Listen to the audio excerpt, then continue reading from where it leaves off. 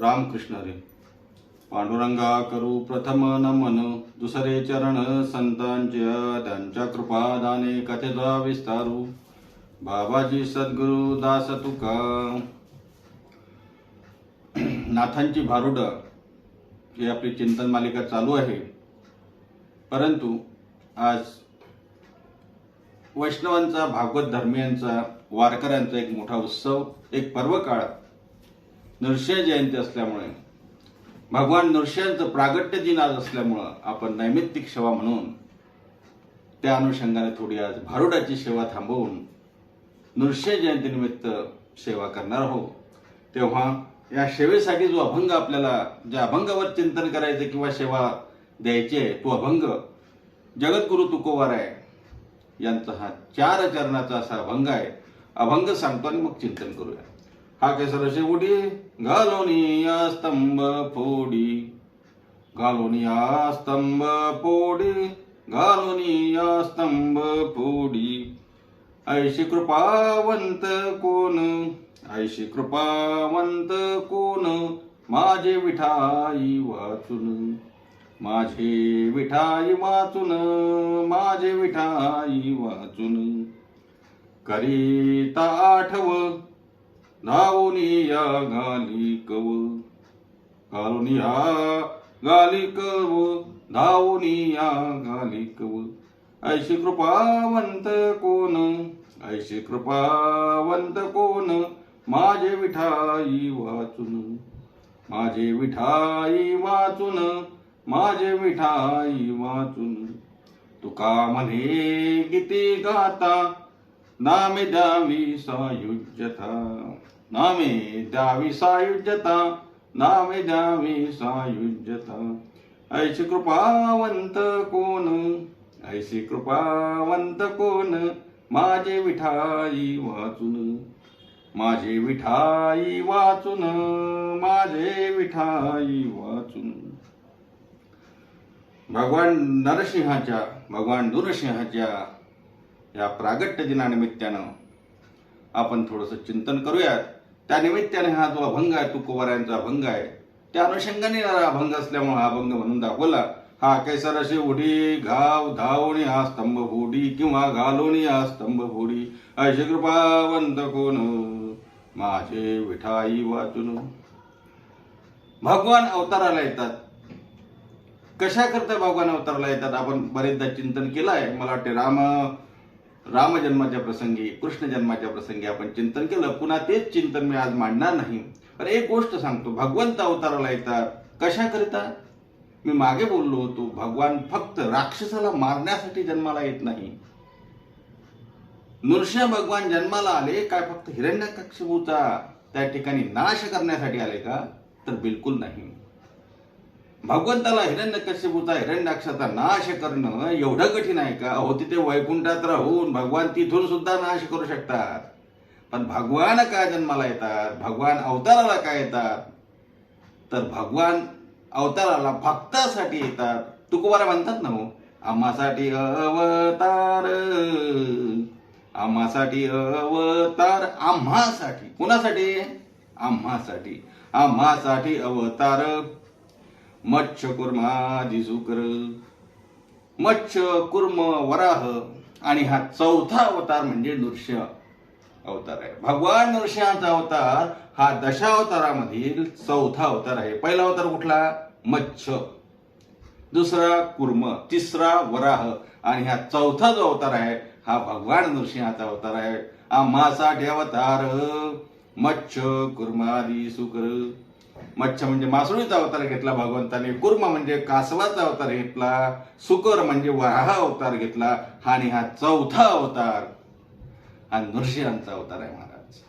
म्हणून या ठिकाणी भगवंताने जो अवतार घेतला, जसं मी सांगून गेलो, भगवान जन्माला येतात, भगवान अवताराला येतात, भगवान प्रगट होतात. कशासाठी? तर भक्तासाठी. म्हणून तुकोबारा म्हणतात आम्हासाठी. कोणासाठी? आम्हासाठी. का दैत्यांना मारण्यासाठी? अहो, दैत्यांना मारणं तर आहेच, परंतु देवाला राहवत नाही. भक्तांना भेटण्यासाठी, भक्तांना संकटातून मुक्त करण्यासाठी भगवान येत असतात. नृसिंह भगवंताचं प्रागट्य सुद्धा तसंच आहे महाराज. अनेक प्रकारचे अवतार आपल्याला माहिती आहे. 10 अवतार कुठले आहेत तेही आपल्याला माहिती आहे. मत्स्य, कुर्म, वराह, त्यानंतर आपलं नरसिंह, वामन, परशुराम, राम, श्रीकृष्ण, बौद्ध आणि कल्की. अशा प्रकारचे 10 अवतार आहे. कशामुळे 10 अवतार? अंबऋषीसाठी जन्म 10 घेतले. कुणासाठी जन्म घेतलेत? अंबऋषीसाठी भगवंतानी 10 जन्म घेतलेत. आणि काय केलं? दृष्ट निर्धाळिले किती एक, दृष्ट निर्धाळिले किती एक. दृष्टांचा संहार केला. भगवान अवताराला आले. अंबऋषीला जो वर दिला त्या वरासाठी भगवंतानी जन्माचं दुःख भोगलं. महाराज भगवान जन्माला आले, भगवानाने अवतार घेतला. यातलाच हा 4था अवतार आहे. बरं, भगवंताचे एवढेच अवतार आहेत का? हो, हे 10 अवतार मुख्य आहेत. भगवंताचे अनेक अवतार आहेत. महाराज म्हणतात ना, अनंत रूपे अनंत वेशे देखिले म्या त्यासी, नाही का? अनंत रूपे अनंत वेशे देखिले म्या त्यासी, म्हणजे अनंत रूप आहे. अनंत रूपाने भगवान जन्माला येतो. जन्माला येतो म्हणजे अवताराला येतो. नवे नवे आपल्या दृष्टीला दिसतो. महाराज अंबर अवतार सुद्धा भगवंताचाच आहे की नाही? द्रौपदीला ज्या वेळेला द्रौपदीचं वस्त्रण करण्याचा खाट दुःशासन दुर्योधनाने घातला, त्यावेळेला भगवंताने अवतार घेतला. कुठला अवतार घेतला? अंबर अवतार घेतला. म्हणजे अनंत रूपे अनंत वेशे देखिल्या त्याशी. फक्त 10 अवतार नाहीत, अनेक अवतार आहे. पण मुख्य प्रयोजन या 10 अवताराचं आहे. अनेकदा आपण म्हणतो ना, देवासारखा तो माणूस भेटला म्हणजे अवतारच आहे. एखाद्या संकटामध्ये आपल्याला आपलं संकट निवारण करत असताना कोणीतरी एखादा माणूस भेटावा, त्याने आपल्याला संकटातून त्यातून मुक्त करावं किंवा आपल्या मदतीला धावून यावं. त्यावेळेला आपल्या मुखातून सहजगत्या शब्द निघत असतात. देवासारखा धावून आला, तोही अवतारच मानावा लागेल. म्हणून मी असं सांगत होतो, भगवान अवतार घेतात, भक्तासाठी अवतार घेतात. या ठिकाणी भगवंताच्या ज्या 10 अवतारातला एक अवतार हा नृसिंह अवतार आहे. आणि या नृसिंह अवताराचा आजचं हे पर्व काळ आहे. भागवतामध्ये वारकऱ्यांना, वैष्णवांना, भागवत धर्मियांना ज्या 29 पर्वकाळ किंवा उपवास सांगितले, त्यामध्ये 12 महिन्याच्या 24 एकादशी, त्यानंतर रामनवमी, जन्माष्टमी, नृसिंह जयंती, वामन जयंती आणि महाशिवरात्री 24 आणि 5 29 हे पर्वकाळ आहे. वारकऱ्यांचे पर्वकाळ आहे. नृसिंह अवतार हा भगवंताच्या 10 अवतारातला एक अवतार आहे. अनेक प्रकारचे अवतार आपण सांगितले. अंश अवतार आहेत, पूर्ण अवतार आहे, पूर्णोत्तम अवतार आहे. आणि हा नृसिंह महाराजांचा अवतार, भगवान नृसिंहाचा अवतार, हा अवतार या ठिकाणी आवेश अवतार आहे. भयंकर रौद्र रूप धारण करून हा अवतार आला आहे. भीषण असं रूप, आक्रार विक्राळ असं रूप भगवंताने त्या ठिकाणी घेतलं आणि भगवान त्या ठिकाणी अवताराला आले. असा हा नृसिंह अवतार आहे. थोडी पार्श्वभूमी सांगतो आणि अभंगाचं चिंतन करतो. अभंगामध्ये तुकोबर असं म्हणतात, हाके सरशी उडी घालोनिया स्तंभ फोडी. हाके सरशी 2 अर्थाने घ्या. एक, भक्ताने मारलेली हाक म्हणून देवाला किंवा भक्ताने मारलेल्या हाकेला देवानी ओ म्हणून धाव घेतली, त्याला हाके सरसी उडी घालावी. बघा, एखाद्याने आवाज दिला, दुसऱ्याने येतो म्हटलं, अरे इकडे म्हटलं, हो येतो, आणि तिथेच थांबलेला असतो.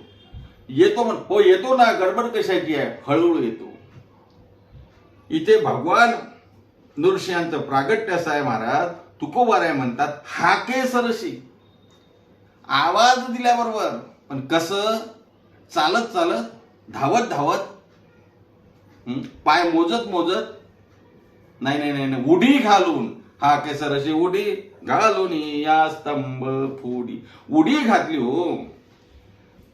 भक्त प्रल्हादानी हाक मारल्यावर उडी घालावी. हाके सरशी उडी घालून या स्तंभ फोडी. खरं पाहता भगवंतानी हा जो अवतार घेतला, आपल्याला माहिती आहे, हिरण्याक्ष आणि हिरण्यकश्यपू ही 2 भाऊ. हिरण्याक्षाचा वध करण्यासाठी भगवान विष्णूंनी वराह अवतार घेतला. आता त्यात मी खोलात जाणार नाही. पण हिरण्यकश्यपूचा त्या ठिकाणी नाश करण्यासाठी भगवंताने नृसिंह अवतार घेतला. का घ्यावा लागला? कारण काय? असं आहे, हिरण्याक्षाचा वध केल्यानंतर आपल्या भावाचा, लहान भावाचा वध केल्यामुळं हिरण्यकश्यपूला भयंकर राग आला. तो क्रोधित झाला आणि क्रोधित झाल्यामुळं त्याने बदला घेण्याचं ठरवलं. मग काय केलं? राक्षसाने त्या ठिकाणी तप सुरू केलं. तुम्हाला एक सांगू का, पूर्वी राक्षस सुद्धा तप करायचे. मी भक्ती शब्द वापरत नाही. तप करायचे, जप करायचे आणि देवाला प्रसन्न करून घ्यायचे. त्यातलाच प्रकार हिरण्यकश्यपूने तप केलं. महाराज एवढं मोठं तप केलं असं म्हणतात की हिरण्यकश्यपू एका पायावर नव्हे एका पायाच्या अंगठ्यावरती उभा राहिला, दोन्ही हात वर केले आणि आकाशाकडे दृष्टी ठेवून त्यांनी तप केलं. किती वर्ष सांगता येणार नाही. अगणित वर्षाचं तप केलं. परिणाम असा झाला, त्या ठिकाणी पृथ्वी डळमळायला लागली, त्यातली ऊर्जा बाहेर झाली. देव घाबरले हो. आणि मग देव त्या ठिकाणी ब्रह्मदेवाकडे गेले आणि ब्रह्मदेवाला म्हणतात, ब्रह्मदेवा काय चाललंय या भूलोकावरती? अरे कोण तो हिरण्यकश्यपू एवढं तप करतोय की त्या ठिकाणी पृथ्वी डळमळायला लागली, नव्हे तिन्ही लोकही डळमळायला लागले. तेव्हा ब्रह्मदेवाने सांगितलं, नाही आता मला जावंच लागेल, त्याच्या तपाचं फळ त्याला द्यावं लागेल. आणि मग ब्रह्मदेव त्या ठिकाणी अवतीर्ण झाले. हिरण्यकश्यपू उभा. हिरण्यकश्यपूचा असं म्हणतात नुसतं सापळा झाला होता. एवढा मोठा धिप्पाड राक्षस, ज्याने त्रिभुवन जिंकावं एवढी त्यात ताकद आहे, त्याचा शरीराचा सापळा झाला. महाराज एवढं तप या राक्षसाने केलं. आणि मग ब्रह्मदेवाने त्या ठिकाणी त्याला वर विचारलं, का रे बाबा कशासाठी? तो बोलला, मला वर पाहिजे. काय वर पाहिजे तुला? मला अमरत्व पाहिजे. ब्रह्मदेव म्हणतात, अमरत्व? अरे मलाच अमरत्व नाही, मलाही मरावं लागतं. दया पुण्याची नानोबाराय वर्णन करतात ना, दया पुण्याची पावटी सरे, सैचिंद्रपणाची उटी उतरे, मग येऊ लागती माघारे मृत्यूलोक. ब्रह्मदेवालाही जाणं आहे, इंद्रालाही जाणं आहे. आम्हीच अमर नाही, तुला अमरत्व कुठून द्यायचं?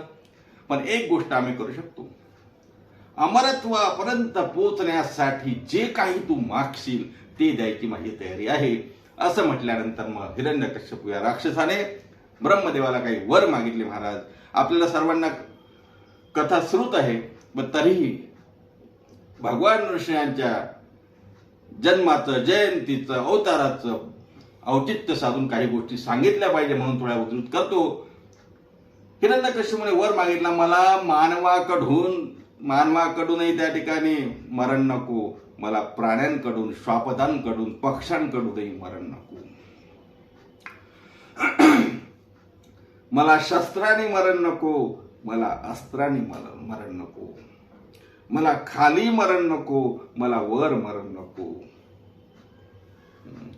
मला आत मरण नको, मला बाहेर मरण नको. अनेक असं म्हणतात 10-12 तरी कंडिशन ठेवल्या. सर्व टर्म्स अँड कंडिशन भगवंतानी मान्य केल्या. भगवान ब्रह्मानी तथास्तु, ठीक आहे, तू मागितलेलं सर्व पूर्ण. शेवटी राक्षस ना हो, मदोन्मत्त झाला. त्याला असं वाटलं तर एवढे मोठे वर मिळाले, आता मला कोण मारेल? अमरत्व ललाटी लागल्यासारखा मिरवायला लागला आणि त्या ठिकाणी अत्याचार करायला लागला. सर्व सृष्टीवरती फिरून सर्वांना जिंकत या राज्याचा अधिपती बनला. आणि मग ह्या हिरण्यकश्यपूनं सर्वांना त्रास देणं सुरू केलं. पृथ्वीवरचं पाप वाढत चाललं. हिरण्यकश्यपूला 4 मुलं झाली. सर्वात धाकटा मुलगा भक्त प्रल्हाद. मात्र भक्त प्रल्हाद त्या ठिकाणी भगवत भक्त निघाले. महान भगवत भक्त प्रल्हाद. भक्त प्रल्हाद मोठे व्हायला लागले आणि मग गुरुकुलामध्ये, पूर्वीच्या काळी गुरुकुल, शुक्राचार्य हे राक्षसांचे गुरु, त्यांच्या मुलांकडे यांचं शिक्षण त्यांच्याकडे पाठवलं आणि सांगितले यांना आपला आसुरी विद्या शिकवा. आणि मग आसुरी विद्या शिकवणं झालं. पण ह्या भक्त प्रल्हाद मात्र विष्णू भगवंताचं स्मरण करायचे, नारायण नारायण नारायण. झालं 1 महिन्यानं जसं मुलं आपल्या शाळेतून हॉस्टेलला ठेवल्यानंतर घरी येतात तसं आला ना. आणि त्याला काय शिकला? म्हणे काही नाही, नारायण नारायण. बोलावलं ना सर्वांना, का हो कोचिंग क्लासेसची फी तशीच घेता का? काय शिकवता मुलाला? माझ्या विरोधात, माझ्या शत्रूचं गुणगान गातोय, कसं चालणार? मग त्यांनी सांगितलं, "अरे बाबा, याला आम्ही असं शिकवलंच नाही, आम्ही याला आसुरी शिकवतो, पण हा काय म्हणतोय कळत नाही." ठीक आहे, पुन्हा घेऊन जा, पुन्हा याला शिकवा. पुन्हा शिकवलं महाराज, पुन्हा शिकवलं, पुन्हा तेच. महान भागवत बघतो भक्त प्रल्हाद मात्र कुठल्याही प्रकारचे पाठ न घेता फक्त त्यांचा एकच पाठ, हरी हरी नारायण हरी नारायण हरी, हेच म्हणायला लागले. पुन्हा आले. शेवटी गुरुजींनी सांगितलं, "महाराज, अहो हे मुलं ऐकतच नाही, हा मुलगा ऐकतच नाही, बघा काय करायचं, ऐकत नाही." अहो मग तुम्ही काय करता गुरु? अहो म्हणे, "आम्ही काय करतो म्हणजे काय, सर्वांना शिकवतो, पण हा नारायण नारायण शिवाय दुसरं काही म्हणतच नाही." राजाच्या लक्षात आलं, हिरण्यकश्यपूच्या लक्षात आलं की आता काही खरं नाही महाराज. आईकडे पाठवलं, आईचं तरी मुलगा ऐकल. आईने सांगितलं भक्त प्रल्हादाला, पण भक्त प्रल्हाद म्हणतात, "आई, फक्त नारायणाशिवाय मला दुसरं काहीच नाही." क्रोधित झाले त्या ठिकाणी भगवान. त्या ठिकाणी राजे हिरण्यकश्यपू, दैत्यांचे राजे क्रोधित झाले. "अरे माझ्या विरोधकाचं गुणगान गातो, काय चाललं, घरात पार्टी करतो का?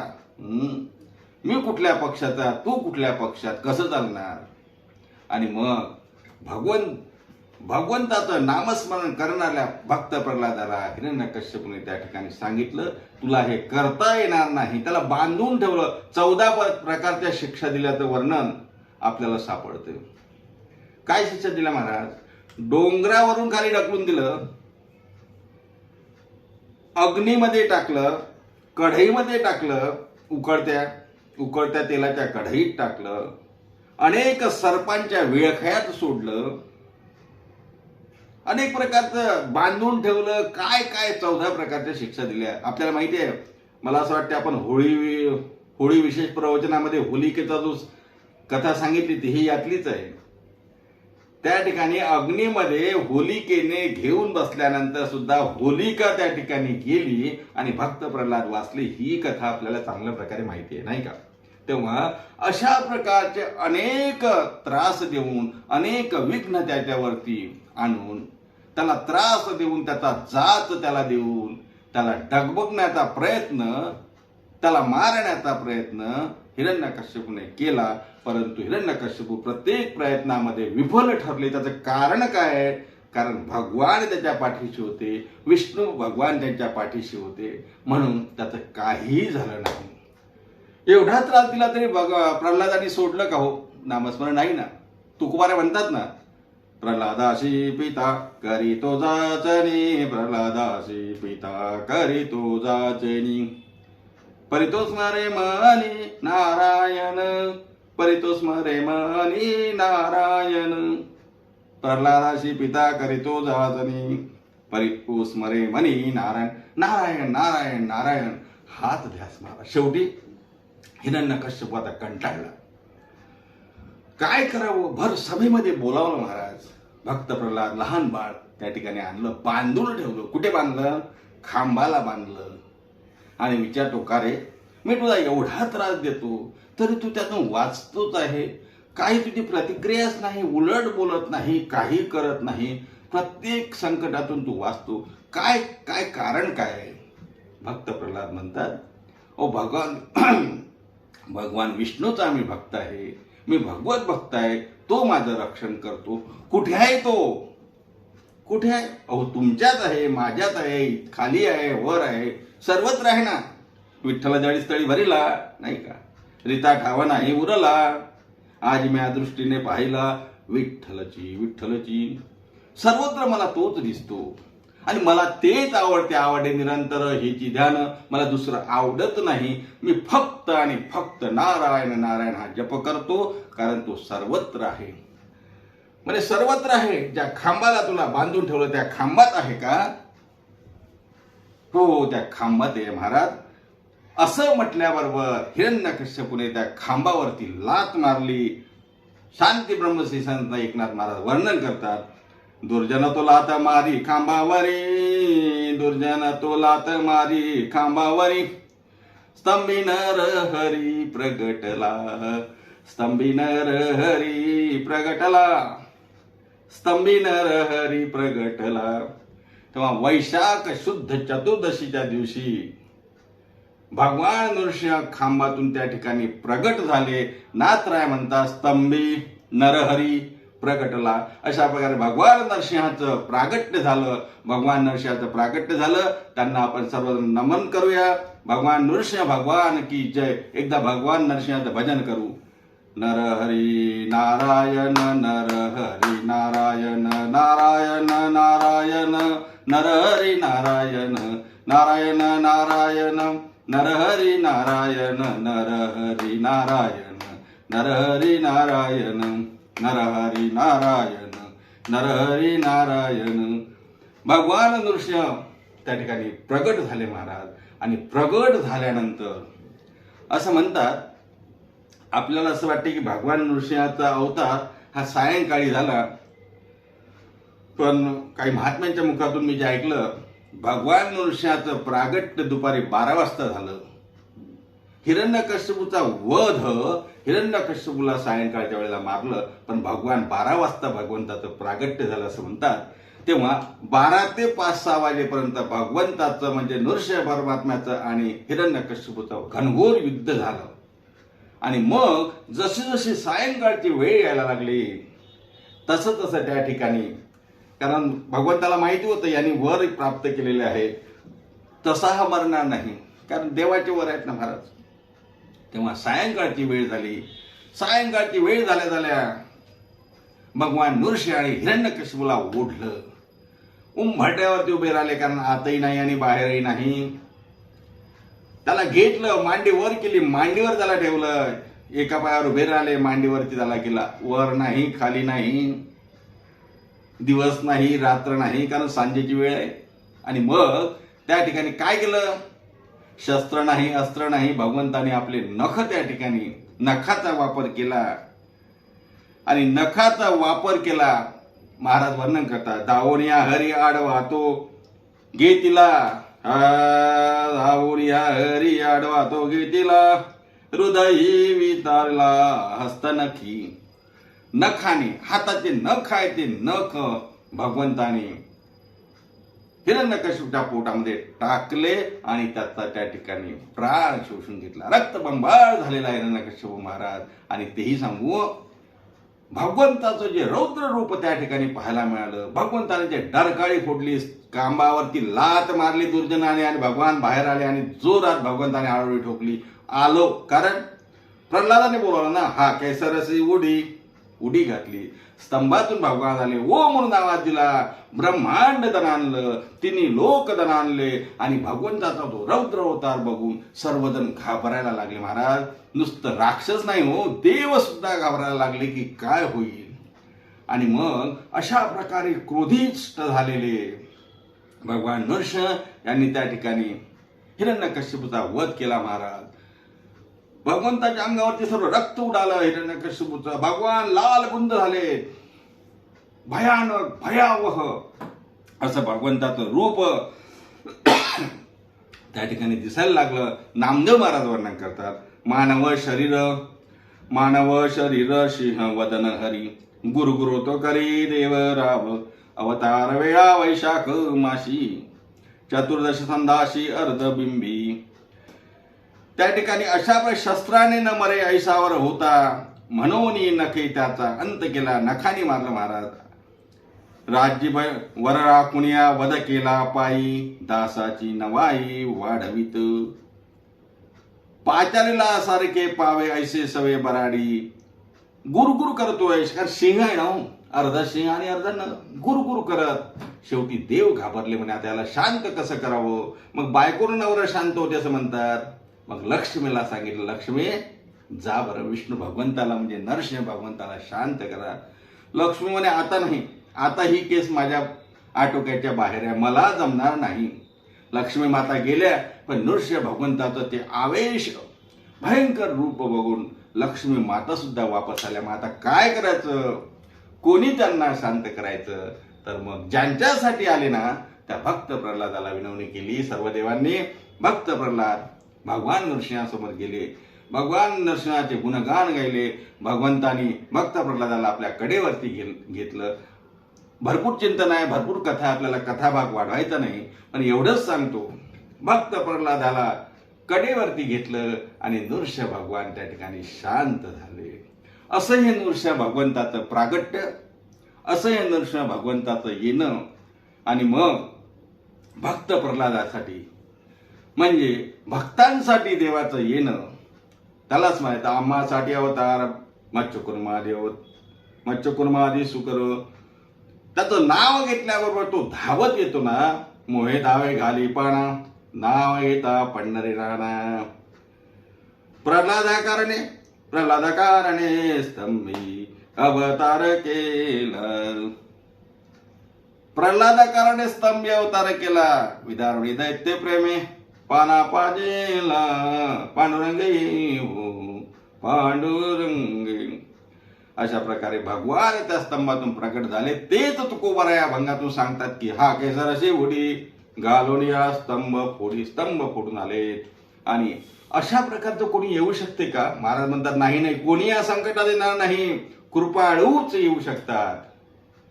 कनवाळू असावा आणि कृपाळू असावा तरच येऊ शकतो. कनवाळू कृपाळू भक्तालागी मोही असाच येऊ शकतो. भक्तांच्या कैवारे कष्टलीच विठ्ठले.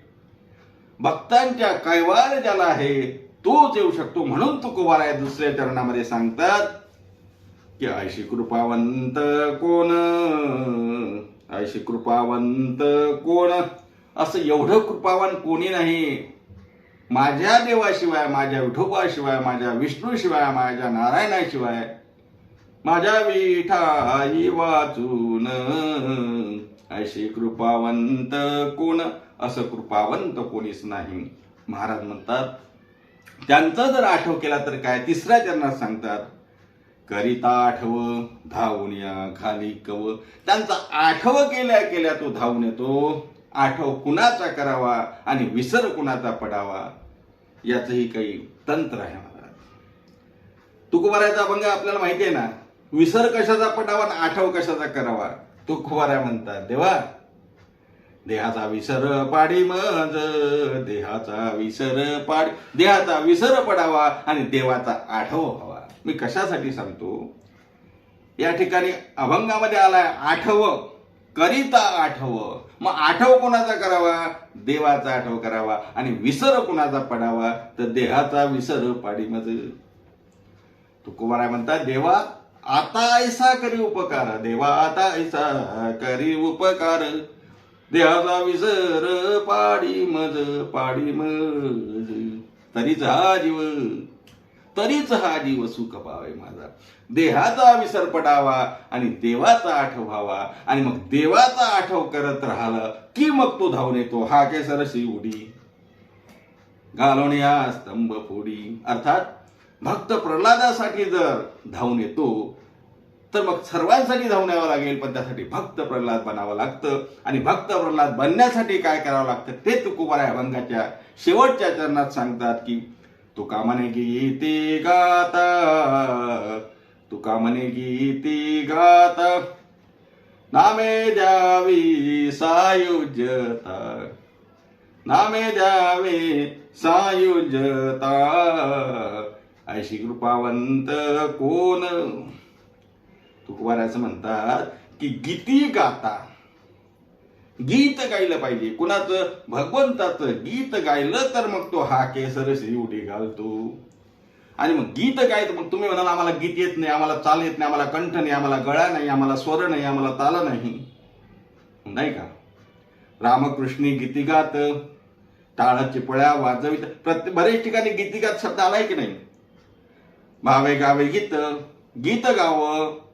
पण गीत तर आम्हाला येत नाही, आम्हाला गायन कला येत नाही, आम्हाला स्वराचं ज्ञान नाही. मग आम्ही की देवाचं नाव घ्यायचं नाही असा त्याचा अर्थ आहे का. ज्यांना गायन कला आहे, ज्यांना स्वराचं ज्ञान आहे, ज्यांना गीत गाता येते त्यांनी गीत स्वराने गावं. आणि ज्यांना गाता येत नाही त्यांनी रामकृष्णाने नुसतं म्हटलं तरी चालेल. म्हणजेच तुकोरामदा तुका म्हणे गीती गात. आणि मग असं जर गीती गायलं तर मग परिणाम काय. महाराज परिणाम सांगतात नामे द्यावी सायुज्यता, नामे द्यावी सायुज्यता, नामे द्यावी सायुज्यता. ऐशी कृपावंत कोण माझे विठाई वाचून, माझे विठाई वाचून, माझे विठाई वाच. महाराज म्हणतात सायुज्यता मुक्ती प्राप्त होईल देवाचं नामस्मरण गीत गायलं. भक्त प्रल्हादासारखं जर गीत गाण्याचा योग आला महाराज, नवे नवे नुसतं त्यांच्या मागे जाण्याचा जरी योग आला, प्रयत्न करण्याचा जरी योग आला, एक पाऊल जरी पुढे पडलं तरी नामे द्यावी सायुज्यता. 4 प्रकारच्या मुक्ती आपल्याला सांगितल्या आहेत. सलोकता, समीपता, स्वरूपता आणि सायुज्यता. ही जी 4थी मुक्ती सांगितली ही सर्वात श्रेष्ठ मुक्ती म्हटलं तरी चालेल. 2 मिनिटांमध्ये आता विषय निघाला म्हणून मुक्ती सांगतो आणि थांबतो. सलोकता म्हणजे देव ज्या लोकांमध्ये राहतो त्या लोकांमध्ये जाणं, त्या मुक्तीला म्हणायचं सलोकता. जसं भगवान विष्णू वैकुंठामध्ये राहतात, तिथे जाणं, तिथे आसरा मिळणं म्हणजे वैकुंठात जाणं, म्हणजे भगवंताच्या लोकात जाणं म्हणजे सलोकता. शिवलोकात जाणं, कैलासाला जाणं म्हणजे सलोकता. आपण म्हणतो ना कैलासवासी वैकुंठवासी जावं की नको, जावं की नाही जावं, पण आपण म्हणतो एवढं सोपं आहे का ते मुक्ती? ती सलोकता मुक्ती.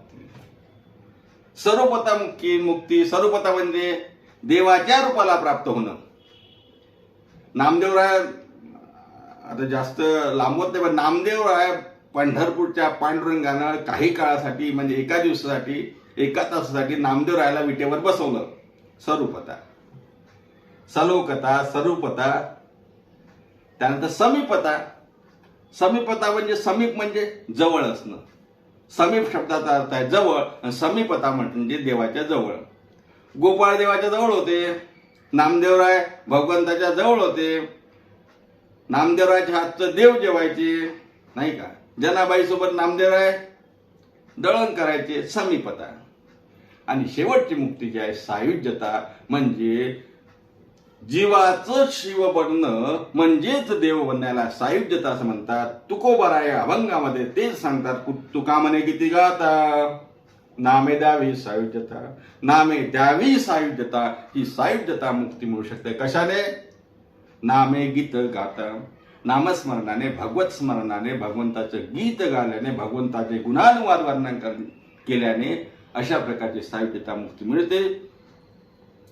नृसिंह भगवंताचं जर स्मरण केलं तर असं म्हणतात भयानक परिस्थितीमध्ये, भयावह परिस्थितीमध्ये भीतीपासून दूर जावं, भीती वाटू नये म्हणून भगवान नृसिंहाचं स्मरण करावं, अशा प्रकारचा उल्लेख आपल्या शास्त्रामध्ये सापडतो.